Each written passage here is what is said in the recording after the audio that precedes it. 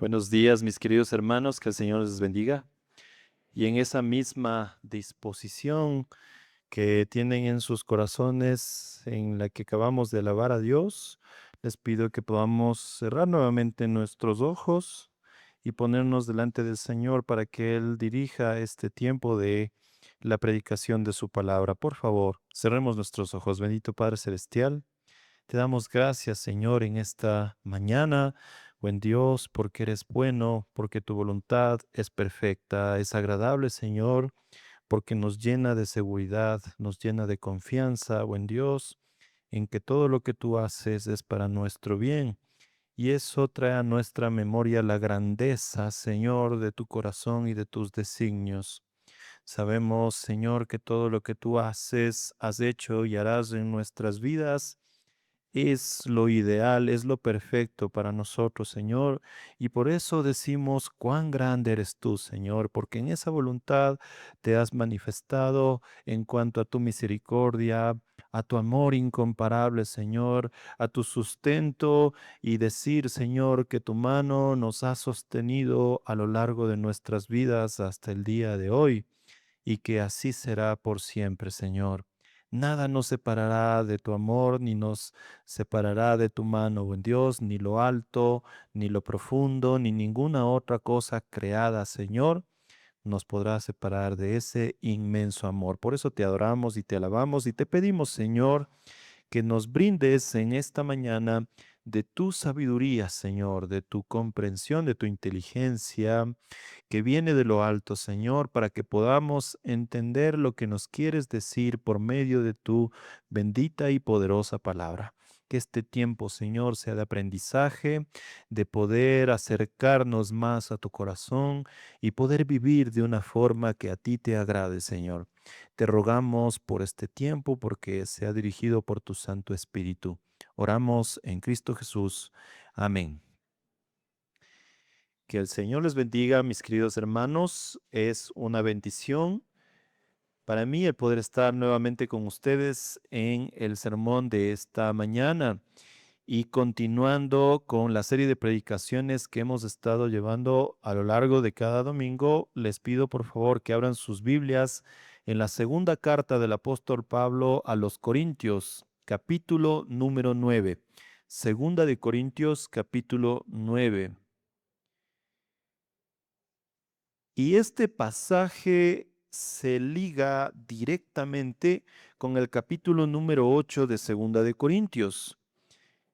Es por eso que es necesario entonces que revisemos un poco o hagamos memoria de lo que nos dice el capítulo número 8 como un contexto para poder revisar el capítulo número 9. Vemos entonces que el apóstol Pablo al inicio del capítulo 8 nos hacía referencia y ponía de manifiesto a los de la iglesia de Corinto la generosidad particular y asombrosa de los de la iglesia de Macedonia. Escuche, vemos al inicio de estos versículos que los de Macedonia o los de la iglesia de Macedonia se encontraban en una situación compleja. Pablo lo manifiesta como una profunda pobreza, pero escuche, no está hablándose aquí de cualquier pobreza. El contexto se refiere a una pobreza precisamente aquella de la que hace que un hombre pudiente, una persona con capacidades para sostener su vida, de un momento para otro se vuelve un mendigo. Esa es la pobreza en la que se encontraban los de la iglesia de Macedonia. Pero ¿por qué es interesante lo que está citando el apóstol Pablo? Bueno, sabemos que Pablo está caminando en una labor importante de recolectar una ofrenda que va a ser de suma importancia y de ayuda para la iglesia de Jerusalén, quienes estaban pasando por una situación quizás igual o peor de compleja que los de la iglesia de Macedonia, creería que más compleja. Por tanto, los de la iglesia de Macedonia le piden a Pablo, o sea, no es un asunto de que Pablo está pidiendo a todas las iglesias de la región, a las iglesias que él ha fundado, que se levante una ofrenda para la iglesia de Jerusalén. Por favor, mis hermanos Ujieres, si me pueden ayudar con una botellita de agua, les agradecería mucho.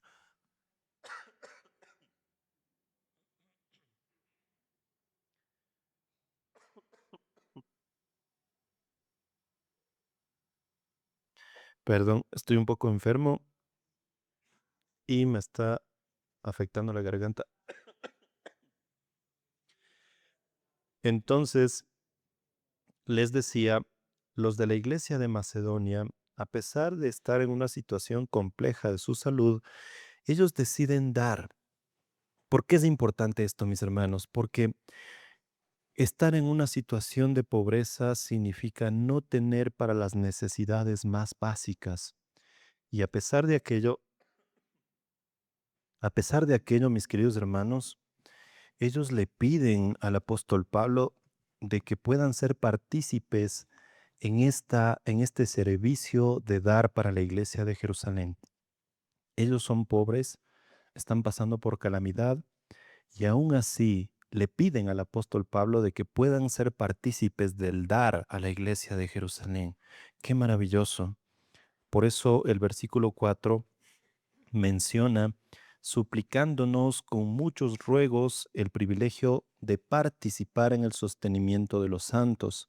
Es decir, que no solo pidieron, sino que rogaron porque sean partícipes de esa ofrenda.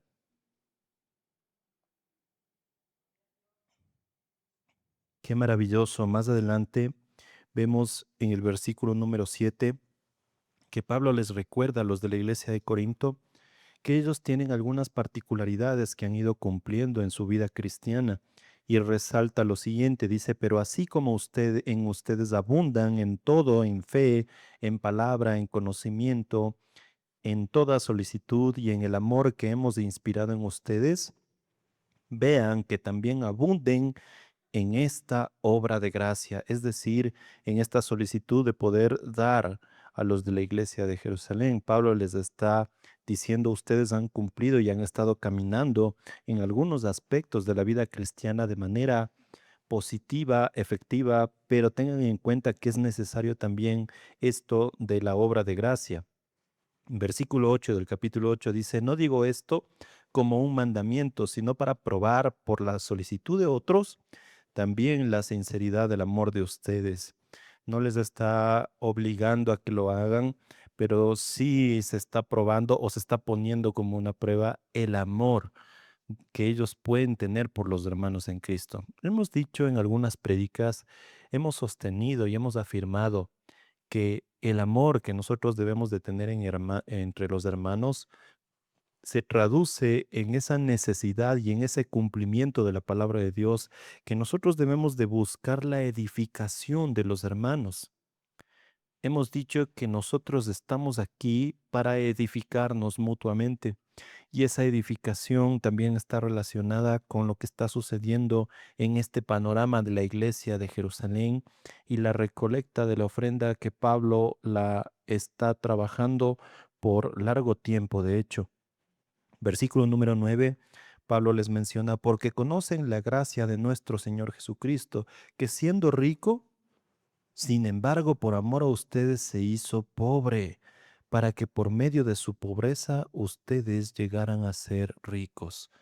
Es decir, Pablo está poniendo el mayor y el mejor ejemplo para cualquier cristiano, hijo de Dios, a los de la iglesia de Corinto. Les está diciendo, el dar tiene un principio fundamental que viene desde nuestro Señor Jesucristo, siendo Él rico. ¿Y por qué dice Señor Jesucristo rico?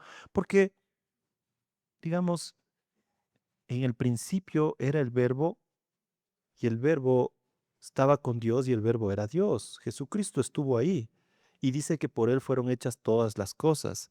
Jesús, al mencionar aquí que es rico, nos está diciendo que Él es dueño de todo, absolutamente todo, mis hermanos.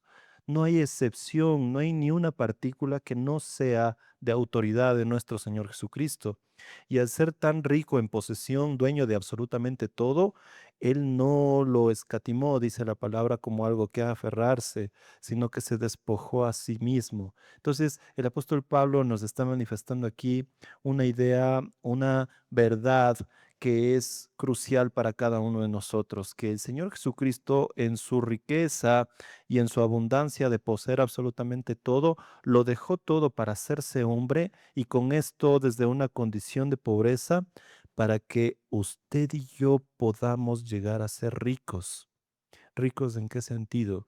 Tenemos el tesoro más grande y formidable que nadie puede tener si no es por medio de Jesucristo, nuestra preciada salvación. Esta salvación nos hace ricos porque Cristo decidió hacerse pobre. Él decidió dar su vida en sacrificio por cada uno de nosotros. Y ese es el ejemplo que tenemos en el contexto de el capítulo 9, que es todo el capítulo 8. Pero para hablar del capítulo 9, también es interesante el que podamos recordar el contexto histórico de qué es lo que estaba pasando em, en la primera y segunda carta a la iglesia de Corinto. Hay que comprender en este contexto histórico que esta iglesia, esta ciudad propiamente, estaba sentada en un lugar estratégico en términos comerciales. El Istmo de Corinto era un canal de alrededor de 70 kilómetros que conecta un espacio de agua enorme al sur, un golfo, en el sur con otro golfo en el norte que desemboca en el Golfo de Corinto precisamente, y que lo que hacía era comercialmente viabilizar los esfuerzos por conducir el comercio de norte a sur en la región. Desde el sur podían avanzar hasta Roma y a otras ciudades que se encontraban al norte de Grecia y asimismo hacia el sur. Entonces, los comerciantes en aquella época tenían dos opciones: arriesgarse por las aguas turbulentas y peligrosas alrededor de Grecia, que constituían 400 kilómetros, o ir por el istmo de Corinto, que constituía apenas unos 70 kilómetros.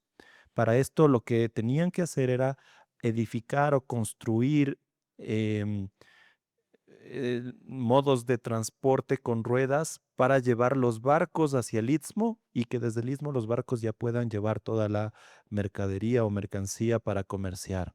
Entonces, eso era lo único que hacían. ¿Qué nos dice esto, mis hermanos? Todos estos lugares, estos puertos, estos accidentes geográficos que de alguna manera son privilegiadas en el comercio marítimo, hacen que la región sea privilegiada en el aspecto económico, hace que estas personas en la región tengan mayores oportunidades económicas, que tengan mayores oportunidades en cuanto a precios. Un claro ejemplo en nosotros es que en Guayaquil, por ejemplo, un puerto muy importante en el país de Ecuador, siempre tiene privilegio de tener bastantes plazas laborales por la exigencia del comercio en esa región, y asimismo también se encuentra cosas en precios más convenientes que en otras ciudades porque está llegando directamente al puerto. Esa era la realidad de la época para la iglesia de Corinto, para la ciudad de Corinto. Es importante que nosotros podamos comprender este aspecto porque Pablo menciona algo interesante en Primera de Corintios 11 del 17 al 23 al 22. Él menciona que la situación económica en la iglesia de Corinto era muy variada. Se caracterizaba por estratos sociales. Había no solo pobres. Se conoce que la iglesia de Corinto tenía pobres, y pobres en un sentido que era bastante pronunciada esa dificultad económica en la gente, pero también había gente con un estatus social y económico muy, muy alto, gente con muchas posesiones, con capital económico muy importante. Es así que entonces comprendemos que Pablo comienza a escribir lo que vamos a encontrar en el capítulo 8 y ahora en el capítulo 9 como un asunto importante en cuanto a esta labor de recolectar la ofrenda para los de la iglesia de Corinto. Dicho de otra forma, mis hermanos, el Señor quiere en esta mañana mostrarnos o manifestarse a nosotros para un llamamiento a la liberalidad. ¿Ha escuchado usted esa palabra, liberalidad? Bueno, lo que quiere decir en términos muy prácticos es dar generosamente. Profundizando esta palabra en el idioma griego en el que fue escrito, dar generosamente se refiere a dar de una forma que existe en el corazón del que da un entusiasmo particular, una motivación que no se puede comparar con ninguna otra, es decir, una necesidad que tiene un cristiano de poder dar. Usted observe lo que acabamos de leer en el versículo 4 de 2 de Corintios 8. Dice que ellos le suplicaban, los de la iglesia de Macedonia, aquel grupo de personas que eran pobres, le suplicaban, le rogaban a Pablo que puedan ser partícipes de dar. Gente pobre, pobre, suplicando por dar. ¿Qué les parece? Ese es el concepto más esencial de lo que significa la liberalidad. Y ese es el título del sermón de esta mañana, llamamiento a la liberalidad. Pero para que podamos comprender este llamamiento que nosotros debemos de tener de liberalidad, es decir, de dar desinteresadamente y con entusiasmo, Dios quiere por medio de su palabra guiarnos a cómo puede suceder por medio de tres aspectos importantes. El primero, nos quiere recordar acerca de una disposición inicial que nosotros tuvimos en los caminos del Señor. ¿Se ha dado cuenta que usted llega a los pies de Cristo en arrepentimiento y fe y uno tiene muchísimo entusiasmo? Es particular, es sin igual, es en gran nivel el entusiasmo, pero parece ser que en algunos ese entusiasmo se nos va disminuyendo con el tiempo. Bueno, este pasaje nos va a reavivar la llama de la fe que nos ha regalado nuestro Señor para salvación. El segundo aspecto es razonar el verdadero significado de dar. Y finalmente, este pasaje nos va a llevar a reflexionar sobre los resultados y las consecuencias positivas acerca de dar.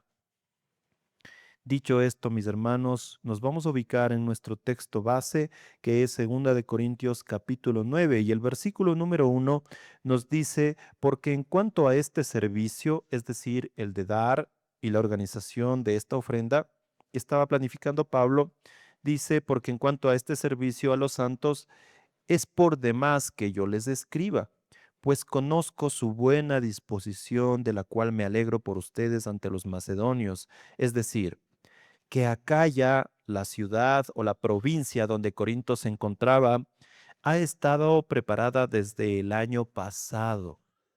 ¿Se dieron cuenta? Aquí hay algo importante. Los de la iglesia de Corinto ya habían ofrecido, ya se habían manifestado por un deseo honesto y sincero de poder aportar a esa recolección, a esa ofrenda que iba a ser destinada para la iglesia de Jerusalén. Entonces, Pablo lo que está haciendo aquí en el capítulo número 9, 8 y 9 es un poco hacerles un recorderis. Es decir, les está diciendo, oigan, ustedes tuvieron una disposición hace un año, ahora les quiero recordar que debemos ya hacer efectiva esa disposición, no solo que queden palabras, como decimos aquí, ¿no es cierto?, sino que ya se ponga en práctica o en marcha lo que se ha ofrecido. Por tanto, observemos, Pablo está recordándoles a ellos que tuvieron un compromiso inicial. Y para comprender ese compromiso inicial es necesario que nos remontemos al origen de esta recolecta, de esta ofrenda. Se conoce que la calamidad de Jerusalén comenzó entre el 46 y 48 después de Cristo. Lo que sucede es algunas circunstancias en torno a esta ciudad que dificultaron la economía de los cristianos judíos, precisamente de esa región. Y lo que sucede es que con la muerte de nuestro Señor Jesucristo, al parecer 46 a 48 años después, el Imperio Romano impone doble impuesto a la iglesia de Jerusalén o a la región de Jerusalén, de tal forma que la economía comienza a encarecerse como parte muy importante de esta calamidad para ellos. Por otro lado, en esa misma región comienzan a subir los precios de tal forma que ya no pueden acceder a las necesidades más básicas. Y a esto sumemos lo siguiente. Los judíos de esa región fueron los que directamente se opusieron en contra del Señor Jesucristo y ahora ellos están en directa oposición con los seguidores de Cristo, lo que hace que no solo se reduzca las plazas laborales para los cristianos judíos en la iglesia de Jerusalén, sino que también Los judíos tenían por costumbre también la ayuda económica a los patriotas, es decir, a los que son de su propia nación, pero al hacerse cristianos cerraron o bloquearon completamente la ayuda económica para sus compatriotas y por eso los cristianos judíos de Jerusalén se encontraban en una calamidad demasiado importante. Esta calamidad ya tenía bastante fuerza y ya llevaba algún tiempo. Juntamente en este periodo del 46 del 48 después de Cristo sucede el Concilio de Jerusalén. El concilio liderado por personas prominentes e importantes en la escena bíblica, como lo es el obispo de Jerusalén, es decir, el pastor que lideraba la iglesia de Jerusalén, que era Santiago, Santiago el medio hermano de nuestro Señor Jesucristo, el cual es el autor del libro de Santiago. Se encontraba uno de los apóstoles también, que es muy reconocido en el crecimiento de la iglesia y dentro de los seguidores de Cristo, como lo es el apóstol Pedro. En este concilio, ellos, entre otras cosas, determinan o concluyen apoyarle a la decisión del apóstol Pablo de predicar el evangelio a los gentiles. Y aquí viene un mini contexto también importante. Bueno, el apóstol Pablo, ustedes saben, él, el Señor Jesucristo lo lleva y dice que no sabe si en cuerpo o en espíritu y le manifiesta algunas verdades y un tiempo importante pasa el apóstol Pablo conociendo a Jesucristo y la voluntad que quiere y la misión que quiere acerca de él. Y Pablo comienza una labor de predicar el evangelio primero a sus patriotas, es decir, solo a los judíos. Pero ¿qué encuentra Pablo? Encuentra oposición. Precisamente lo que pasó con nuestro Señor Jesucristo. Pablo es acusado falsamente, es constantemente perseguido, llevado ante autoridades del imperio para que sea acusado, para que sea condenado. Y Pablo finalmente decide y dice que su sangre sea sobre su cabeza. Les dice, las consecuencias de su negativa es por ustedes, pero delante de Dios dice, a partir de hoy voy a compartir el Evangelio a los gentiles. Y por el apóstol Pablo, el Evangelio se difunde a los gentiles de los cuales nosotros somos parte. Pablo toma esta decisión y en el concilio de Jerusalén, estos líderes de Jerusalén aprueban y apoyan al apóstol Pablo en esta decisión y le dicen, ok, está muy bien, te vamos a apoyar en esta misión, harás lo que tengas que hacer. Únicamente te pedimos algo. Y esta es una frase clave para este mensaje que ustedes tienen que tener en cuenta. Los líderes de Jerusalén le dicen, parafraseando un poco, le dicen, avanza en esa misión, pero no te olvides de los pobres de la región.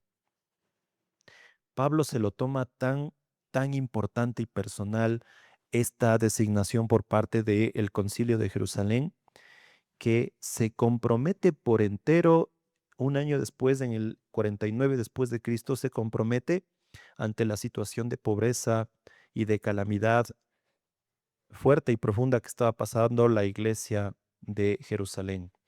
A esto debemos saltarnos al contexto de la fundación de la iglesia de Corinto. Pues sabemos que Pablo comienza a fundar iglesias, ha dicho que va a predicar el evangelio al mundo gentil y es así como llega a Corinto y funda la iglesia entre el 50 y 52 después de Cristo.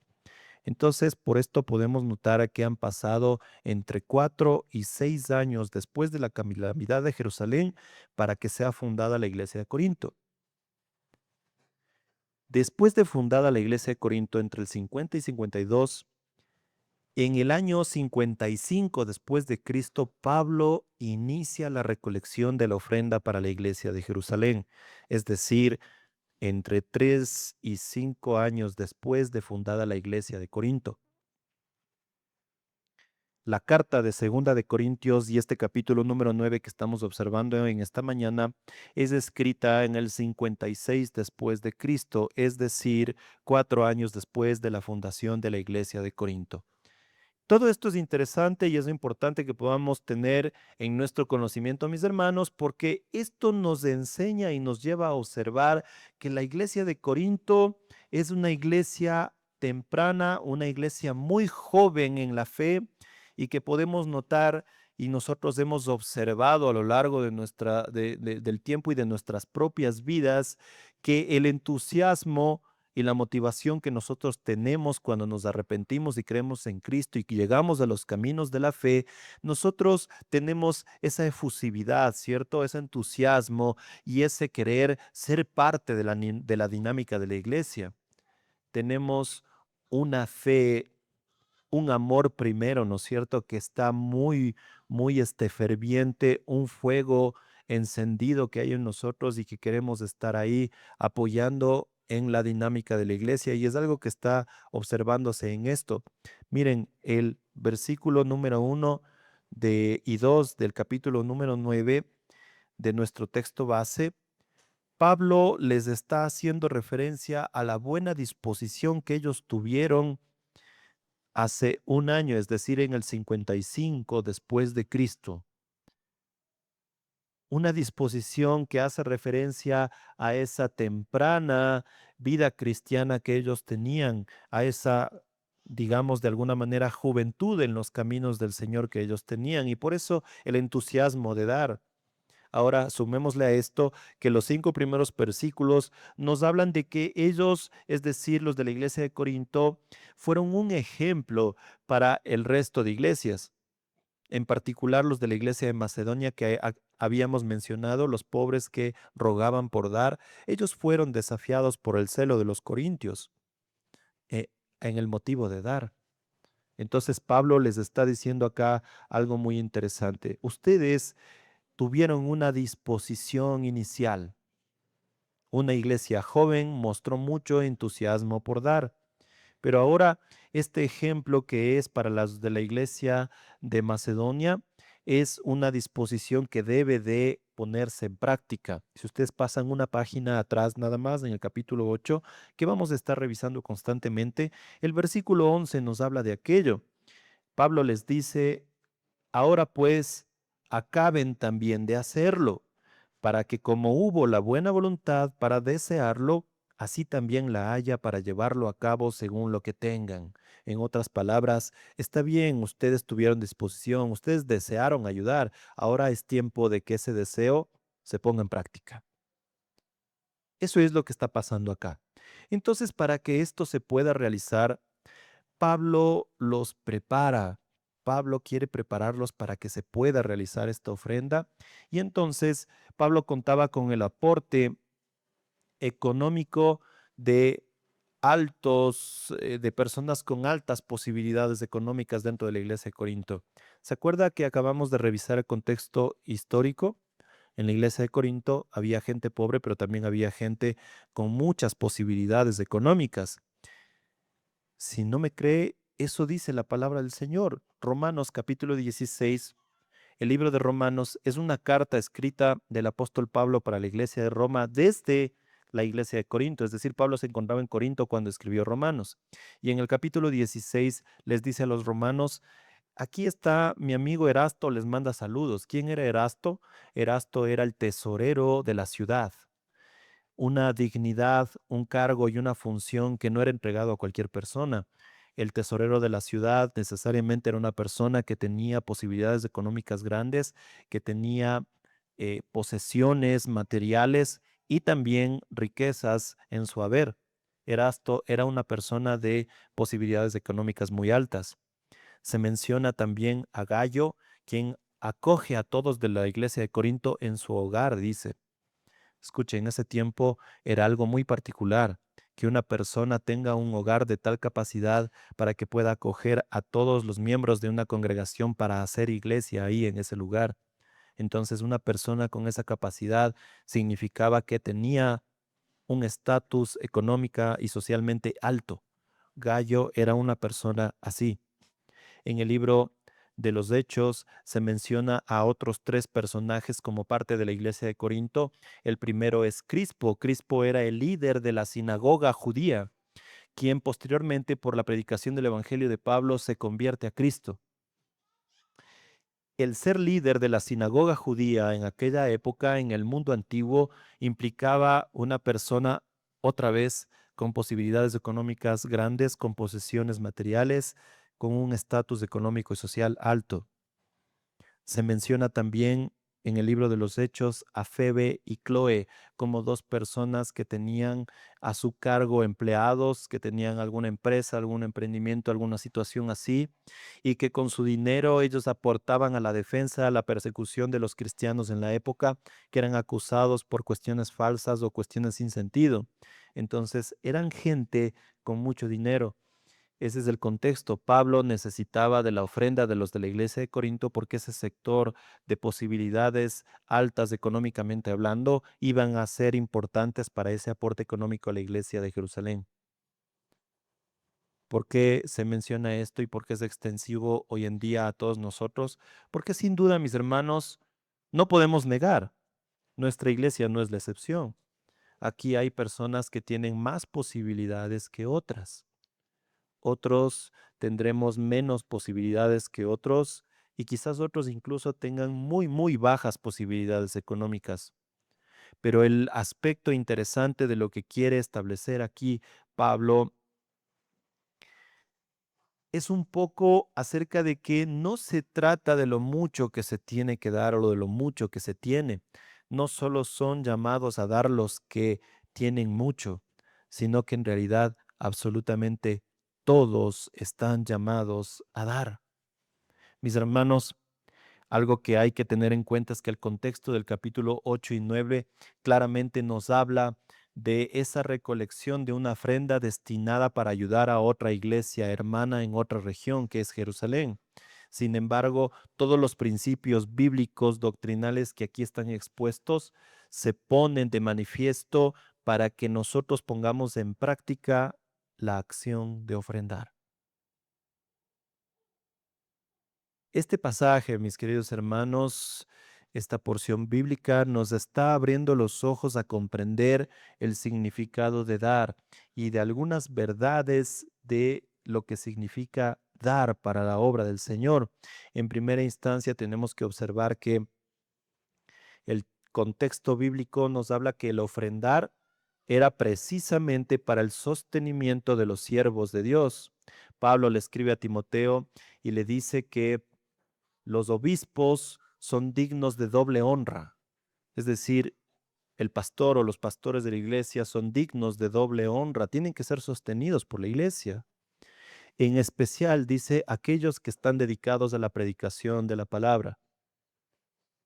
Bueno, mis hermanos, eso es lo que dice la palabra del Señor. Ese es el primer aspecto fundamental de dar. El segundo aspecto fundamental de dar tiene que ver con la obra de Dios. La palabra de Dios del Evangelio tiene que ser difundido, tiene que llegar a todo rincón que sea posible como una misión fundamental de la iglesia en la cual todos estamos inmiscuidos y tenemos parte. Las ofrendas entonces son usadas y están destinadas para la difusión del Evangelio. Ese es el segundo aspecto de dar, el segundo aspecto fundamental de ofrendar. El tercer aspecto tiene que ver con el contexto de este pasaje y es precisamente el que podamos ayudar a los más necesitados, a los pobres. Y con esto, hermanos, tenemos que tener algo en claro. La Iglesia Nueva Jerusalén nunca ha hecho obra social. La Iglesia no está para eso. Si nosotros podemos ayudar al pobre, independientemente de que sea hijo de Dios o no, eso está correcto. Si Dios nos da la posibilidad, debemos de hacerlo, sin duda, pero como iglesia nosotros no hacemos obra social. Pero lo que sí ha hecho esta iglesia, y quiero resaltar aquello, por la gracia del Señor y por el corazón que Dios ha permitido en algunos de los hermanos y en general de todos en esta iglesia, es que siempre esta iglesia ha velado por la situación económica y de salud de sus miembros. Algunos quizás no fueron parte de la época o la temporada de la pandemia. Algunos son quizás miembros después del tiempo de la pandemia, pero en ese evento del coronavirus, la iglesia se organizó de tal forma de que pudo llegar ayuda a muchos hogares, pudo llegar ayuda económica, pudieron llegar víveres, muchos, a muchos nos ayudaron y a muchos también pudimos ayudar. Fue una dinámica maravillosa en la que todos estaban dando desinteresadamente con entusiasmo y de corazón. hay imágenes y videos de aquello y me regocijo en el Señor porque eso fue obra del Señor. Y hasta el día de hoy, mis hermanos, esto es algo que sigue sucediendo hasta el día de hoy en la iglesia Nueva Jerusalén. Ese es entonces el contexto de la ofrenda, mis queridos hermanos. Por tanto, Pablo les recuerda que tenían un compromiso inicial, existía una motivación, una disposición al inicio, como nosotros la hemos tenido en los caminos del Señor. Hemos tenido una disposición, una predisposición inicial en los caminos de Dios para aportar a la obra de Dios, pero que quizás con el tiempo se ha ido apagando. Es tiempo de que reavivamos esa disposición inicial. Entonces Pablo, en versículos más adelante, desde el 4 de nuestro texto base, 2 Corintios 9, versículo 4, les dice, no sea que algunos macedonios vayan conmigo y los encuentren desprevenidos, y nosotros, por no decir ustedes, seamos avergonzados por esta confianza. Así que creí necesario exhortar a los hermanos a que se adelantaran en ir a ustedes y prepararan de antemano su generosa ofrenda, ya prometida, para que la misma estuviera lista como ofrenda generosa y no como por codicia. Es interesante esto que les menciona Pablo, porque, bueno, en síntesis lo que les está diciendo es que ha designado un grupo de personas para que vayan, pero es que es importante la confianza que se ha desarrollado entre él y la iglesia de Corinto, una iglesia que ha confiado en Pablo a pesar de las acusaciones que él ha tenido y que Pablo ha tenido que aclarar todas estas situaciones de que lo han tachado como una persona, como un falso maestro y que está interesado en el dinero de las iglesias. Entonces, Pablo les dice, hay una confianza que he tenido con ustedes y ustedes prometieron, ahora esa confianza no tiene que ser empañada por el incumplimiento de esa promesa. Entonces, Él les envía esta carta para recordarles de que pongan en práctica lo que habían prometido, la ofrenda, y que no lleguen los hermanos de Macedonia y les encuentren a ellos sin recordar su promesa, es más o menos lo que está diciendo aquí. Pero finaliza el versículo 5 diciendo, y no por codicia. Y esto es una clara referencia de las acusaciones que Pablo estaba recibiendo en su contra de que quizás vayan a pensar de que Pablo tenía algún interés en lo económico y por tanto deciden que un grupo de hermanos sean los que vayan a preparar la ofrenda y Pablo no tenga nada que ver con esto para que no sea acusado falsamente. Es así que Pablo les lleva al segundo aspecto de el ofrendar, el dar, es razonar. Pablo les lleva a razonar sobre el significado verdadero y real de dar. Leamos nuestro texto base, 2 capítulo 9, versículos desde el 6 hasta el 11. El versículo 6 nos dice, pero esto digo, el que siembra escasamente, escasamente también segará, y el que siembra abundantemente, abundantemente también segará. 7. Que cada uno dé como propuso en su corazón, no de mala gana, ni por obligación, porque Dios ama al que da con alegría. Y de ahí el versículo muy conocido y popular que incluso lo usamos siempre acá antes de recoger las ofrendas. Bueno, mis hermanos, les había dicho en un inicio que no se trata de que el que tiene más es el que está llamado a dar, sino que todos estamos llamados a dar. Y aquí Pablo usa un ejemplo muy, muy práctico dentro del contexto de la época, que es la agricultura.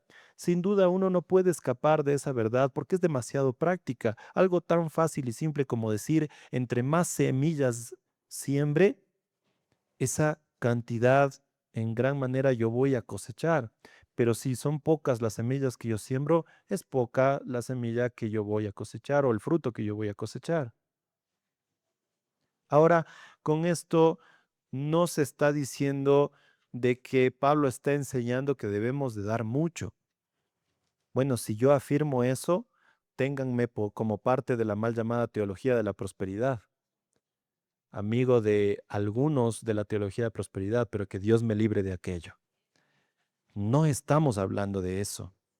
Lo que se está hablando aquí es del significado real de dar, es decir, que razonemos y meditemos en lo que respecta a la disposición de nuestro corazón. Versículo 7, observe, nos dice que cada uno dé como propuso en su corazón, no de mala gana ni por obligación, porque Dios ama al que da con alegría. Ustedes observaron, pusieron atención en la disposición del corazón de los de la iglesia de Macedonia, que eran pobres, con muchas necesidades, pero con mucha predisposición por dar. Le rogaron a Pablo por dar, pobres rogando por dar. Estoy seguro, mis hermanos, que lo que ellos dieron es mucho. Y estoy seguro que en relación a lo que dieron los corintios, económicamente hablando, era muy poco. Pero ¿a qué me refiero? A la disposición del corazón de ellos, pobres rogando por dar. Un corazón enteramente generoso, agradecido con Dios. Escuchaba el día de ayer un comentario de un pastor que admiro mucho acerca de este pasaje y mencionaba algo interesante. Decía lo siguiente, acerca del dinero, en cómo los cristianos usan el dinero, es el reflejo directamente proporcional de dónde está nuestro corazón con respecto a Dios. Qué tremendo, ¿no? Voy a repetir y escúchelo bien. La manera en cómo usamos nuestro dinero está relacionada directamente a cómo está dispuesto nuestro corazón con Dios. Entonces, mis hermanos, la disposición del corazón es lo que determinará la mucha siembra o la poca siembra. Y Dios, que es el dueño de todo, es el que hará que la cosecha sea grande o sea poca. Entonces hablamos de la disposición de nuestro corazón sobre la base del desinterés, es decir, dar, sabiendo que Dios es el que recompensa, pero no lo hacemos por eso. Lo hacemos porque amamos a Dios, lo hacemos porque tenemos claro las enseñanzas de las Escrituras y de que damos porque Dios ama al dador alegre, lo hacemos con alegría.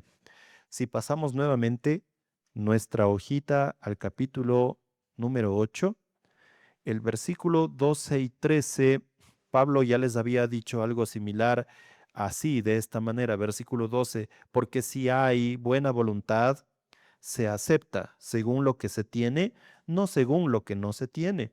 Esto no es para holgura de otros y para aflicción de ustedes, sino para que haya igualdad. Qué interesante. Otra vez la disposición del corazón. Pablo les dice que den, pero no de lo que no tienen. No es correcto que nos endeudemos o que ofrezcamos lo que no tenemos. Si no tenemos, no lo damos, pero de lo que tenemos, damos. Y esa generosidad, esa liberalidad está caracterizada por dar con sacrificio. Bueno, ya hemos dicho que no se trata de la cantidad, no se trata de las posibilidades económicas de unos y otros, entonces ¿sacrificio de qué? Bueno, en términos prácticos se refiere a que al momento de dar yo puedo sacrificar el sushi del sábado, puedo sacrificarle el multicines del miércoles o del jueves, cosas que podemos sacrificar realmente, ¿cierto? Como dice el comerciante que se sube al bus, que no te hará ni rico ni pobre, dice, ¿no es cierto? Podemos sacrificar muchas cosas, mis hermanos, delante de Dios, podemos sacrificarlo de tal forma de que no nos va a afectar, pero que lo vamos a hacer con alegría porque sabemos que va a aportar para la obra de Dios. Por tanto, mis hermanos, con esto es interesante el que podamos observar de que lo que nosotros decidamos dar, e incluso como un sacrificio de algunas cosas para poder dar, no proviene de nosotros, sino que todo es del Señor. El Señor es el que nos sustenta. Escuche, usted está sentado ahí y yo estoy parado aquí por la gracia de Dios.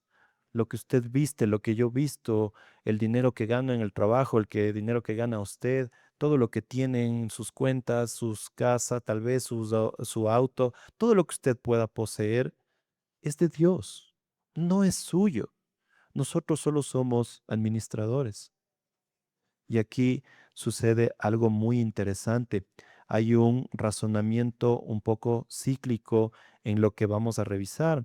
Versículo número 7 de nuestro texto base dice que cada uno dé como propuso en su corazón, no de mala gana ni por obligación, porque Dios ama al que da con alegría. Versículo 8. Y Dios puede hacer que, y Dios puede hacer que toda gracia abunde para ustedes, a fin de que teniendo siempre todo lo suficiente en todas las cosas, abunden para toda buena obra. Esto es muy curioso, mis hermanos, porque es una verdad bíblica que nos da un razonamiento cíclico. Escuche, Dios nos pide que demos y nos dice, yo les sustento en todo y puedo hacer que abunden en todo lo que puedan tener. Y en respuesta a esa bendición del Señor, nosotros actuamos con gracia, con liberalidad en dar. Y se cierra el ciclo. Es un razonamiento cíclico, ¿se dan cuenta? Dice Dios, tienes que dar, yo te sustento de todo hasta la abundancia incluso para que tú des. Nosotros damos, mis hermanos, como una actitud de agradecimiento por todo lo que tenemos. ¿Usted tiene poco quizás? Bueno, no tiene que ver con Dios en el sentido de que Él no quiere el mal para nadie. Tiene que ver mucho con nuestro contexto familiar, con nuestros padres, con nuestros abuelos, con lo que sea. Pero mis hermanos, a pesar de la realidad que nosotros vivimos, Dios nos sostiene y nos da conforme a su voluntad, conforme a su misericordia y a sus riquezas. Y lo que Él nos da en forma de agradecimiento, nosotros damos. Nunca nos tiene abandonados, nos sustenta siempre y con esto nos mueve a actuar en gratitud. Por eso, en adelante, el versículo 12 hasta el 15, Pablo y Dios por medio de su palabra hace que Pablo nos lleve a reflexionar los resultados y las consecuencias positivas de dar, es decir, las bendiciones del Señor propiamente. Versículo número 12. Porque la administración de este servicio no solo suple con plenitud lo que falta a los santos, sino que también sobreabunda a través de muchas acciones de gracias a Dios. El dar, mis hermanos, según el versículo 13, nos lleva a observar que la bendición del Señor en nuestras vidas nos lleva a la obediencia. ¿Quién se siente contento, alegre y bendecido por pecar? Creo que nadie, ¿cierto?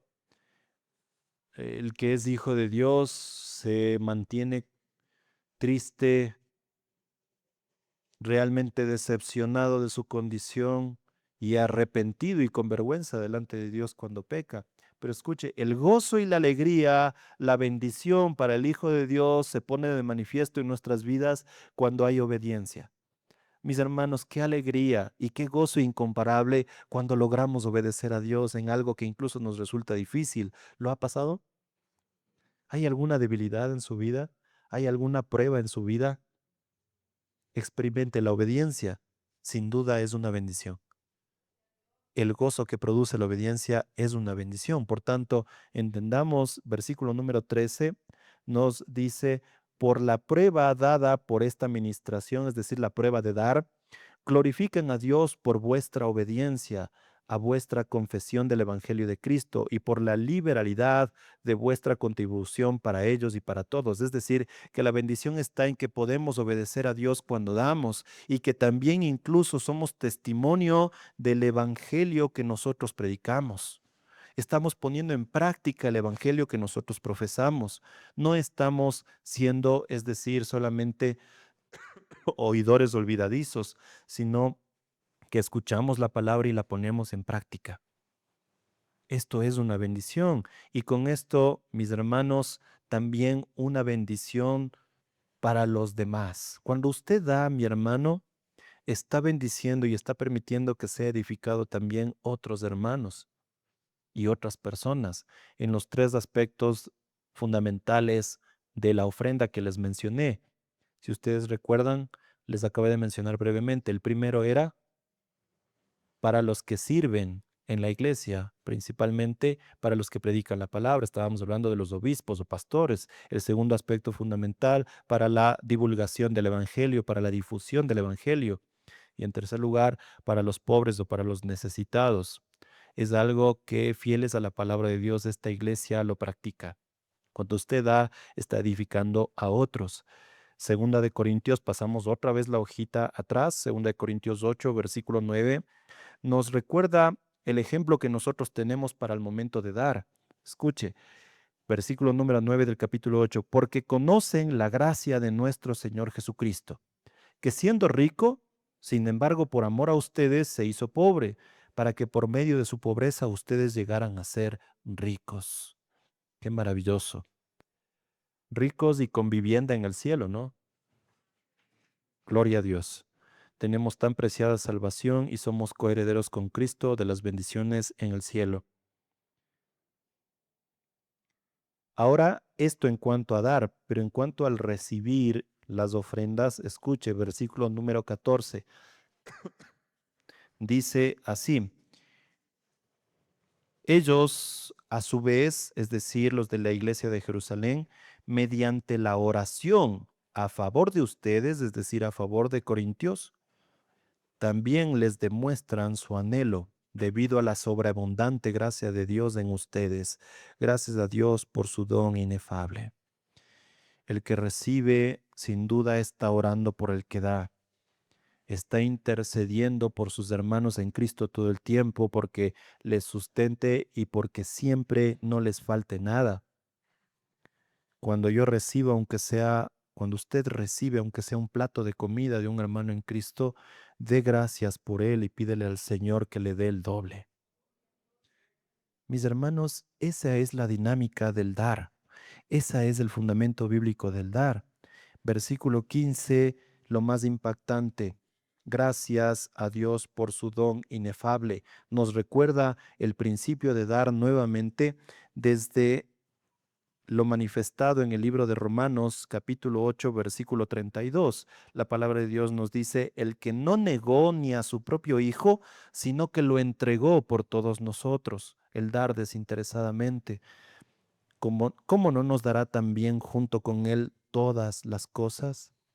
Dios nos dio la salvación a través de su Hijo y no suficientemente con eso, hoy en día nos da todas las cosas. Dios nos sustenta en todo tiempo y Dios nos da la provisión en todo momento.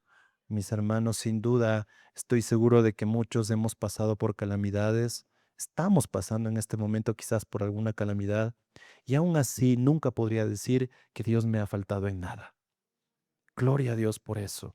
En conclusión, mis hermanos, recordemos nuestro primer amor, la efusividad, el entusiasmo, el ímpetu por agradar a Dios, por obedecerle y por velar por el bienestar de otros, tiene que mantenerse vivo y ferviente a lo largo del tiempo. No es un asunto del primer amor como les pasaba a los de la iglesia de Éfeso, que olvidaron su primer amor, sino que nosotros debemos buscar esa llama, ese fuego y esa pasión por amor a Cristo en la vida de iglesia en todo tiempo, entendiendo el significado de dar, el cual debe de ser de corazón, con entusiasmo, con sinceridad, porque el dueño de todas las cosas que nosotros tenemos es el que nos sustenta y el que nos pide dar con alegría.